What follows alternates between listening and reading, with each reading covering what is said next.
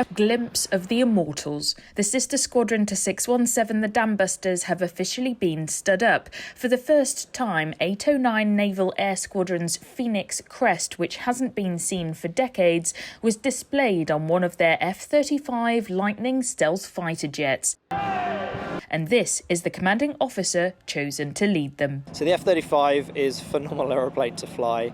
It does everything that you would want a fighter aircraft to do. It goes very fast, it goes very high, and it has an awful lot of capability, most of which unfortunately we can't talk about here today. I have always wanted to fly the aircraft since the Harrier went out of service, and as a naval aviator, fighting and flying in combat air, F-35 was clearly the way to go.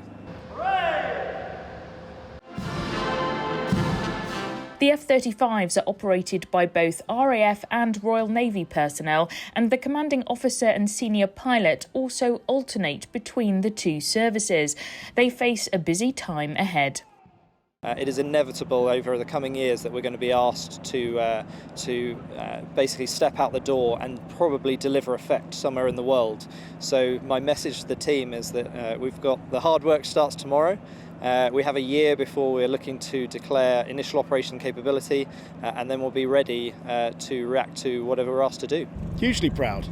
If you look at the battle honours of 809 Squadron, they formed in 1941, and 6 months later they're engaged in operations protecting Arctic convoys. And to the current day, this squadron, they know what's happening in the world. It's a pretty unstable world to be in. So they're on the front line. They are the tip of that spear, and they're operating the world's best jets. The crest, a ship's crest, is a naval tradition. The Phoenix has always been associated with 809 as the bird rising from the flame, and then obviously the sort of motto of the squadron, as you will, immortal, that's carried it through. The Immortals, who wouldn't want to be in a squadron called the Immortals? And really quite ironic that they've been disbanded for over 40 years and today come back to life.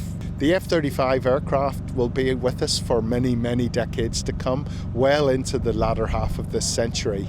So the Immortals get to have an extended lease of life. What does it feel like now that you have recommissioned and now that you are CEO? It's phenomenal. It's been a long time coming, and there's just been a huge amount of work going on this week, and quite a lot of sort of apprehension and anxiety almost as we bring it all together.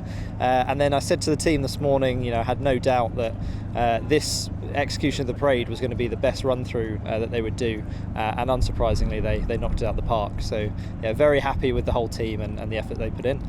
To mark the resurrection of the Immortals, their former CO played an important role. Yeah, so it was an absolute honour to be hosting former commander Tim Gedge, who was the former CO of 809 Squadron during the Falklands conflict. So Tim was ordered to stand up 809 Squadron and deploy it within 4 weeks in 1982, and he managed to achieve that in 3 weeks, taking Harriers as reinforcements down to the Falkland Islands in the South Atlantic. So Tim saw the squadron throughout that year, and it was finally decommissioned in December 1982, which is nearly 41 years to the day. It was an honour to have him here today to hand over the plaque that was his previously some 42 years ago, and recommission the squadron. The plan is for them to be ready to deploy on the Royal Navy aircraft carrier HMS Prince of Wales in 2025. Sian Gwezczek, Forces News, RAF Marham. Thanks for watching. For more from Forces News, like and subscribe to our channel.